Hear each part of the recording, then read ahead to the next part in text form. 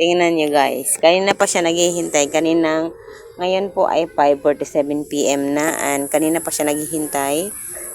Alas 3 pa ng hapon. Pumunta na siya dito. Kasi naghihintay talaga siya, napakainin ko siya yan.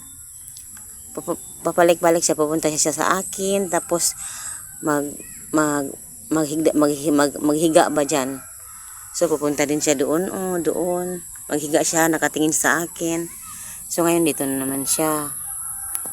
Ayan, naghintay talaga yan siya, guys. So, yung bahay niya ay doon, Doon banda, malayo-layo konti. So, ngayon ay hapon na, guys. Medyo makulimlim pa. Tingnan niyo ang mga ibon na lumilipad. Umuwi sa kanilang mga tahanan, Maraming ibon kanina pa. So, ayan. Hinihintay talaga niya ako, pakainin siya. Hinihintay lang talaga niya ako. Kanina umaga din, pumunta din siya dito. Pinapakain ko din siya. So, ngayon, andito na naman siya kasi hapon na. So, mamaya after namin kumain, pupunta din yan. Sanay kasi siya, nang dumating ako dito. Ayan, kumakain talaga siya dito, lagi. Pinapakain namin siya lagi, kaya nasanay na siya. Pag hindi namin papakainin, maghihintay talaga yan. Tingnan mo, punta ako doon sa kusina para magawa ng pagkain na.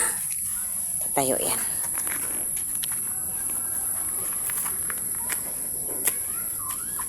Lana.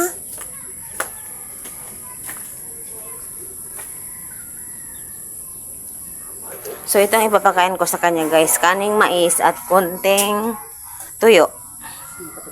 Asa naman ron? Si Darna. Ay, nara si Darna. Tingnan niya. Ayan na siya. Naghihintay. Pumunta na siya doon. Doon. Doon kasi ko pinapakain siya doon sa kusina. So, pumunta na pala siya doon. Naghihintay talaga. So, dito yung kainan nila.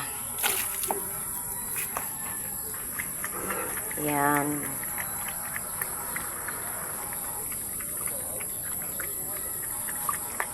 Yan, kumakain talaga siya, guys. Naghihintay talaga siya sa akin. Gutom talaga siya. Siguro hindi yan nakakain sa kanila. Hindi ko alam kung saan. Baka wala dyan ang may-ari. Wala dyan ang may-ari. Mama lang muna ang pakainin Jaguar. Si mama lang muna. Si Jaguar ay anak ni Darna. At dito din siya kumakain simula nang dumating kami dito. Si Jaguar hindi umuwi sa kanila. Dito na siya natutulog. Dito na siya tumira. Ayaw na talaga niyang umuwi. Dito na talaga siya. So kanina pinakain ko na yan. So mamaya ko na yan papakainin ulit. Mananay muna niya. Kasi yung nanay niya may anak yun. Si Darna. Mamaya na Jaguar. Nanay mo muna. Ayan. Kumain ng So, yun guys. Yun ang mga aso dito na pinapakain namin everyday. Hindi dog food guys sa kaning mais at kung anong ulam, meron. Binibigay namin sa kanila.